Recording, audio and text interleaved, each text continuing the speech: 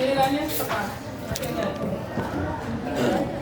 Sudah habis apa baru mulai? Baru mulai. Fungsi akar satu gilirannya.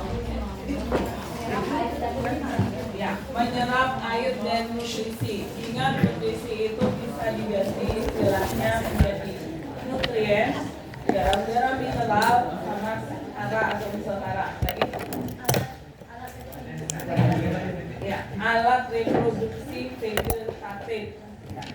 Alat reproduksi vegetatif di sini dia lebih ke alat reproduksi vegetatif yang buatan. Ya, itu dengan stem akar. Lanjut. Menunjang berdirinya tumbuhan, boleh, atau mengokohkan berdirinya tumbuhan. Menopang dan menguatkan tumbuhan. Sudah, menunjang, menopang, sama. Menyimpan cadangan makanan. Ya, menyimpan cadangan makanan. Artinya ini beberapa akar yang berfungsi menyimpan cadangan makanan, misalnya yang termasuk ke dalam umbi akar itu sendiri. Misalnya ada wortel, kemudian ada lobak, kemudian ada singkong. Itu termasuk akar-akar yang berfungsi menyimpan cadangan makanan. Lagi satu aja. Iya, sebagai alat pernafasan. Beberapa akar, kalau alat pernafasan ini bukan merupakan bagian akar yang utama, tetapi merupakan modifikasi akar atau akar yang memiliki bentuk akar lainnya. Sebagai alat pernafasan, contohnya adalah pada pohon benih yang merupakan akar gantung, akar yang tumbuh dari batang tersebut. Itu sebagai akar nafas. Kemudian akar nafas yang lainnya itu adalah pada mangrove. Ya. Mangrove mungkin ketika kalian bermain di daerah-daerah yang ada mangrove-nya, untuk akar tambahan pada mangrove itu ada dua jenis. Ya. Nanti ada ini namanya akar tunjang. Kemudian ada akar juga yang naik-naik, ya, kayak batang. Itu adalah akar. Inilah yang disebut akar nafas, yang nanti fungsinya adalah sebagai respirasi. Ya, disebut sebagai alat untuk pernafasan atau respirasi. Alat pernafasan atau respirasi di sini yang dimaksudkan adalah pertukaran udara antara O2 dan CO2. Kalau pada tumbuhan yang masuk ke dalam tubuhnya itu O2 dan CO2. Yang masuk ke dalam tubuhnya, iya, CO2. Yang dia lepaskan berupa O2. Itu berbeda dengan manusia atau hewan. Kalau kita pada manusia yang dimasukkan ke dalam tubuh kita adalah oksigen, ya, oksigen atau O2. Yang kita lepaskan adalah CO2. Itu beberapa fungsi akar, di mana akar yang paling utama itu fungsinya yang disebutkan paling pertama, yaitu menyerap air, garam-garam mineral. Itu fungsi akar pertama, di mana akar yang menyerap air dan garam-garam mineral itu adalah bagian dari rambut akarnya. Ya. Kemudian kita lanjut ke macam-macam akar. Ya. Akar secara umum itu terdiri dari dua, yaitu akar apa aja? Yang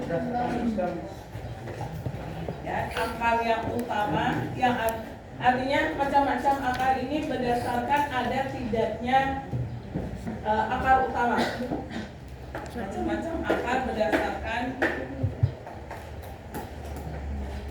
ada tidaknya, ya, tidak salah tadi, berdasarkan ada tidaknya akar utama.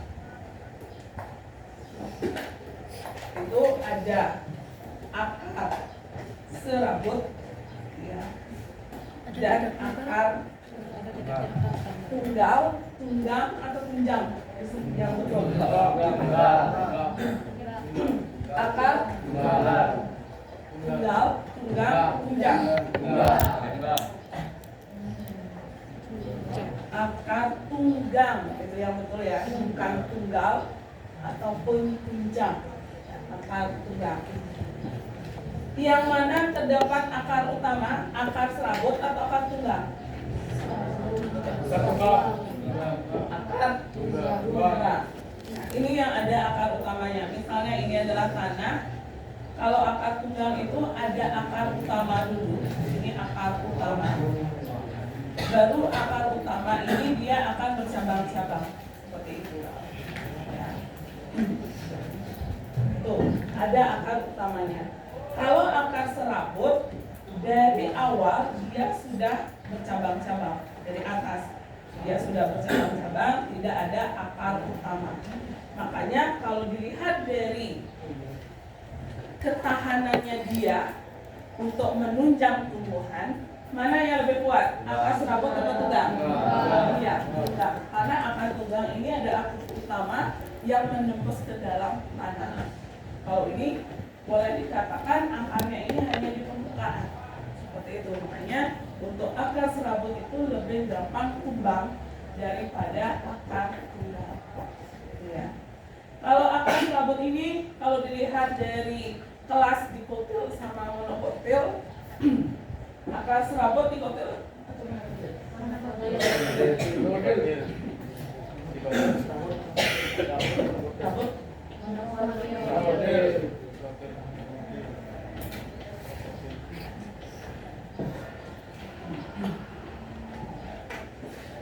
Artinya untuk akar, membedakan akar atau untuk membedakan tumbuhan dikotil monokotil dilihat dari akarnya, itu kita bisa lihat dari kalau serabut itu adalah akar dari tumbuhan monokotil, kalau yang tunggang itu adalah tumbuhan dikotil.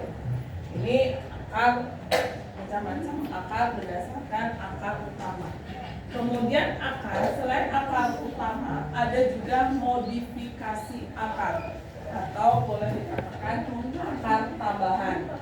Tapi tidak semua tumbuhan memiliki akar tambahan.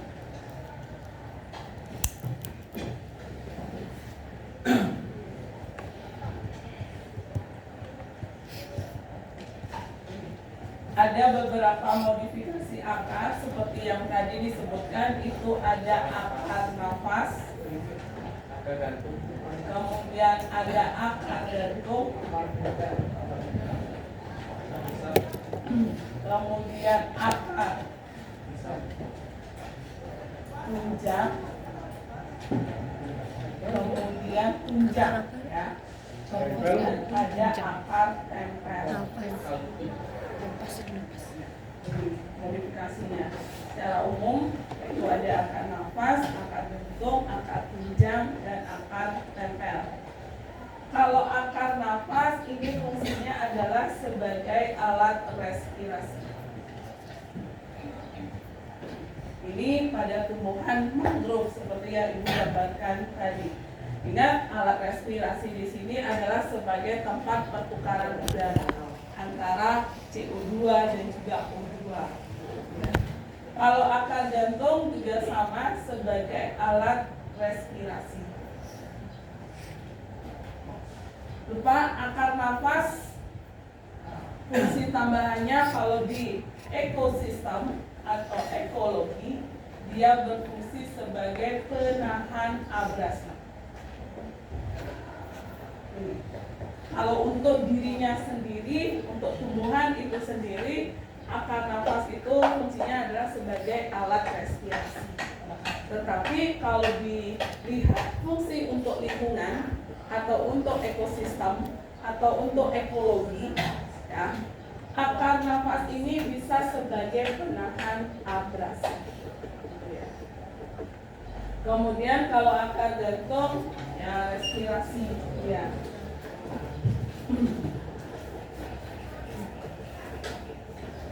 Ingat akar gantung contohnya pada pohon beringin. Itu ya, akar yang tumbuh dari bagian belakang. Kemudian akar tunjang sesuai dengan namanya itu adalah berfungsi untuk menunjang berdirinya tumbuhan.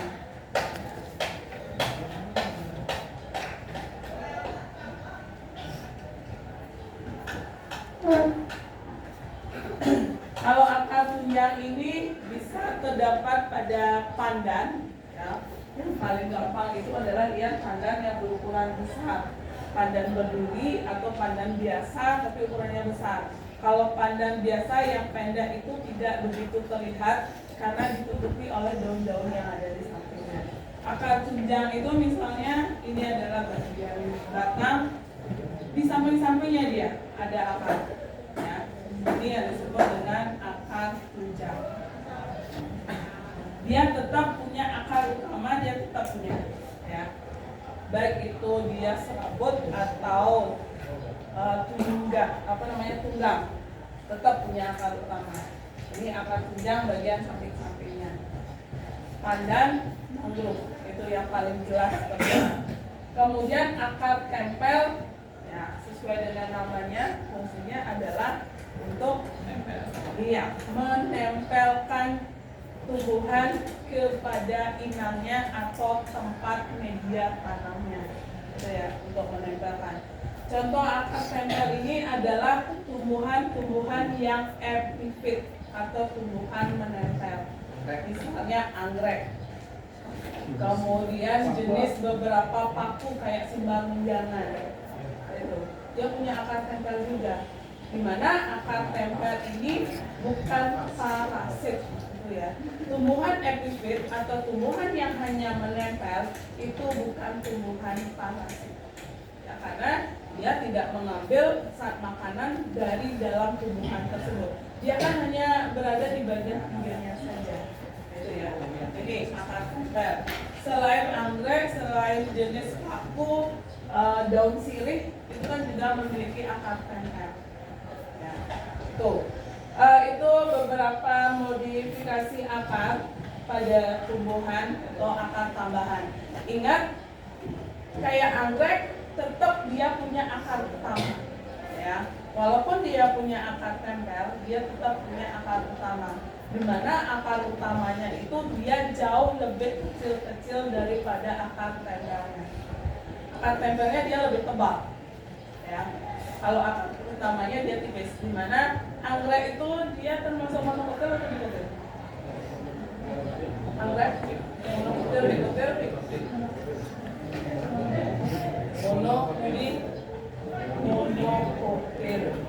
Anggrek itu monokotil, akarnya dia akar serabut. Tuh, akar utamanya dia akar serabut, akar tambahannya akar tempel. Kalau beringin, akar utamanya tunggang atau serabut? Beringin. Akar ya, tunggang. Beringin itu termasuk dalam kelas dikotil. Kemudian dia memiliki akar tambahan yaitu akar gantung. Kalau mangrove, dikotil, monokotil? Mangrove. Dikotil, monokotil? Mangrove, dikotil. Kalian lihat daunnya, itu tulang daunnya itu adalah mirip ya. Itu termasuk dikotil, dia akar utamanya akar tunggang maksudnya, kemudian dia memiliki akar tambahan, bisa akar tunjang, bisa akar nafas. Seperti itu. Kalau pandan, dikotil, monokotil? Pandan. Ya, monokotil. Ya, akar utamanya berupa akar serabut, kemudian akar tambahannya berupa akar tunjang.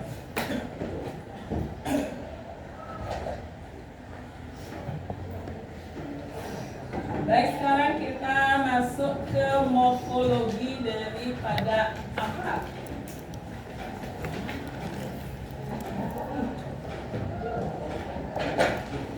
Di mana morfologi akar ini diambil bagian ujung akarnya saja. Ya. Ujung akar, baik itu bisa akar cabangnya atau akar utamanya, pasti ujung-ujungnya yang diambil.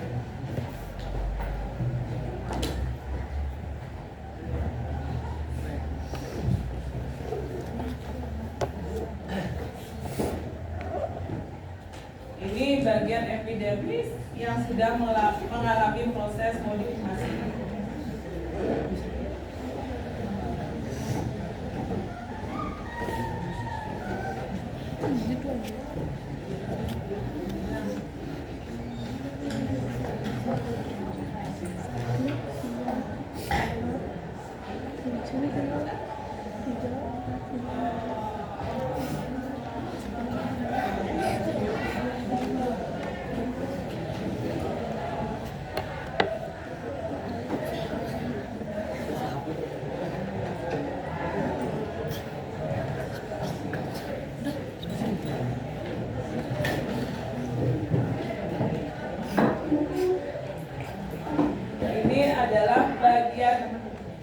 ujung dari ujungnya akar yang ada pemutus luarnya. Kemudian yang nomor 2 itu adalah jaringan yang ada pada ujung akar. Yang nomor 3 ini adalah epidermis yang sudah mengalami modifikasi. Berarti mulai dari 1 ke belakang atau ke depan?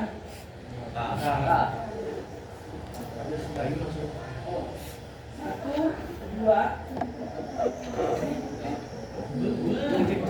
ya 1, 2, 3, A, B, C.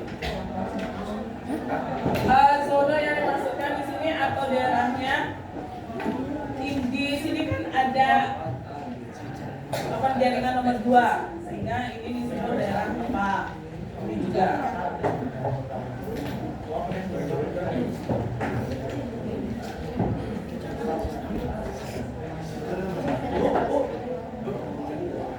Kalau sudah bisa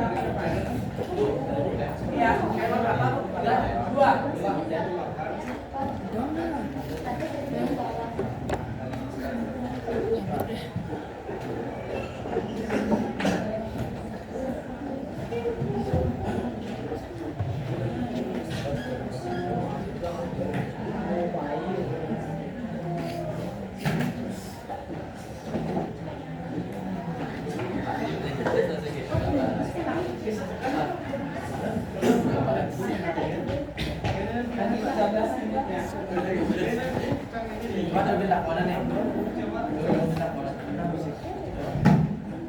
Itu bukan zonanya, yang nomor 3. Yang nomor zona itu A, B, C itu baru zona.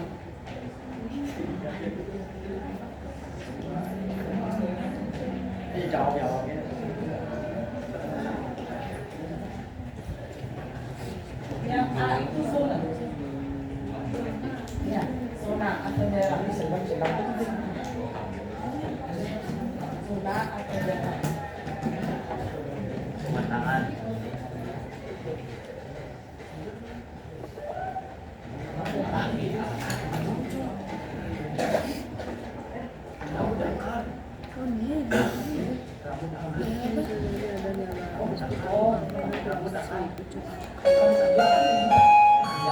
Saatnya istirahat pertama. It's time to have first break.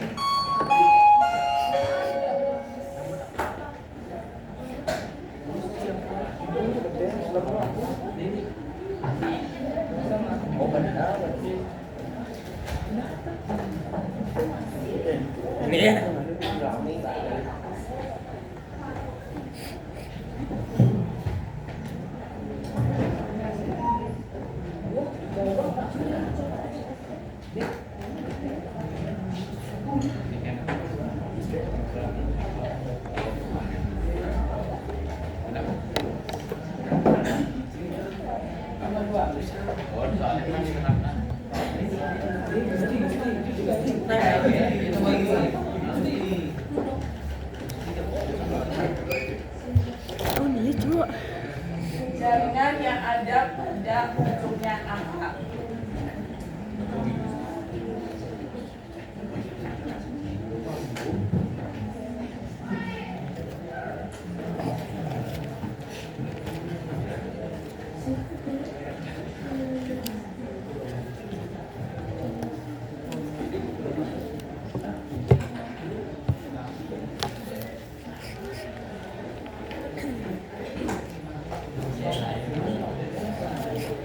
Yang nomor 1 itu adalah bagian pembutus paling ujung, itu yang disebut dengan ujung akar atau disebut juga kalitra. Di mana ujung akar atau kalitra ini dia berfungsi untuk melindungi jaringan yang ada di dalamnya, yaitu jaringan meristem. Itu fungsi ujung akar yang pertama. Kemudian fungsi tudung akar yang kedua yaitu untuk membantu proses penetrasi akar. Ya. Membantu proses penetrasi akar. Penetrasi akar yang dimaksud itu adalah membantu proses akar itu menembus tanah. Karena ujung akar atau kaliptra ini dia mengeluarkan cairan atau air sehingga dia lebih gampang akar itu nanti menembus tanah. Itu artinya walaupun tanah sekeras apapun masih bisa ditembus oleh akar. Karena ujung akar ini menghasilkan suatu cairan. Ya.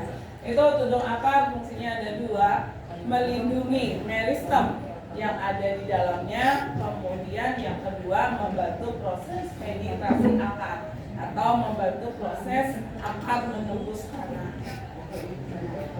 Kemudian yang kedua betul sekali jaringan meristem, karena ini letaknya paling ujung, ya meristem apikal.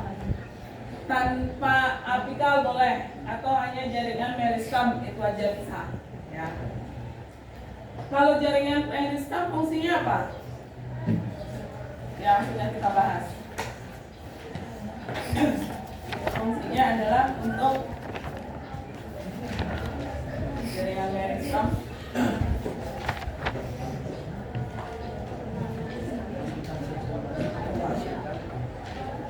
meristem ini kan dia aktif membelah, berarti fungsinya adalah untuk menghasilkan sel-sel baru atau menambah jumlah sel.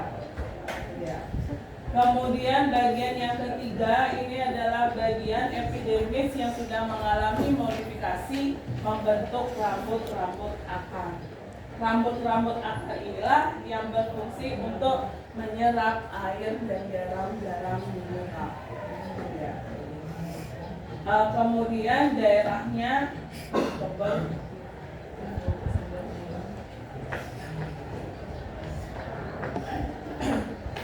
karena di paling ujung ini ada jaringan meristem, makanya disebut daerah atau zona pembelahan sel.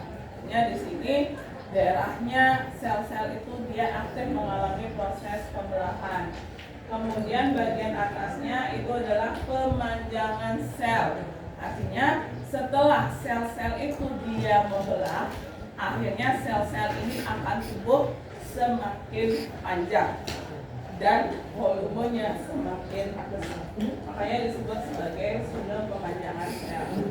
Kemudian yang di atas, karena sudah ada proses modifikasi atau diferensiasi dari epidermis, maka inilah yang disebut sebagai zona pendewasaan sel atau juga bisa ini ya yang C.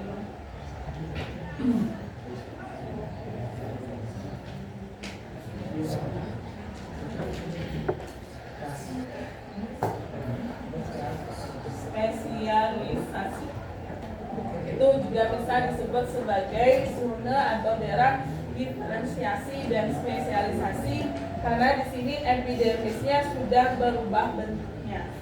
Nah, artinya epidermis tidak lagi berbentuk hanya persegi panjang saja, itu dia tumbuh rambut-rambut halus, itu bentuk yang berbeda.